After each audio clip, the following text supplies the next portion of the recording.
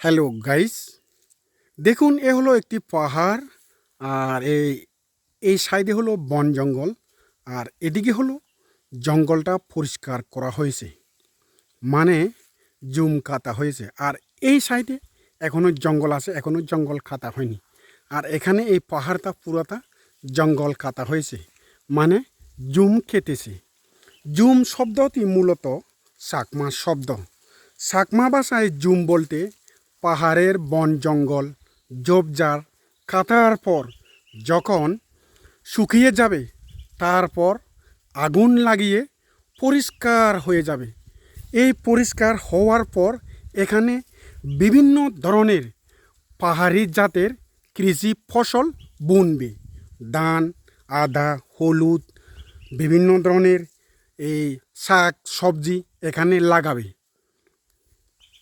লাগানোর পর তবে এখানে কিন্তু এক সিজন জুমে, এক সিজনে কিন্তু একসাথে অনেকগুলো ফসল হয়, যেমন ধান থেকে শুরু করে শাক সবজি, তিল ইত্যাদি ইত্যাদি। তাকে জুম বলে। এখন এই যে দেখুন, এক কাটা অংশ যখন শুকিয়ে যাবে, শুকিয়ে বাদামি কালার হবে, তখন আগুনে পুরাবে। আগুনে পোড়ানোর পর তারপর আগাছা সব কিছু পরিষ্কার করবে। পরিষ্কার করার পর তারপর এখানে বিভিন্ন ধরনের পাহাড়ি জাতের কৃষি ফসল বুনবে। এই যে দেখুন, পাহাড়ে চারিদিকে শুধু বন জঙ্গল, আর এই অংশটা পুরাটা হলো জুম কেটেছে।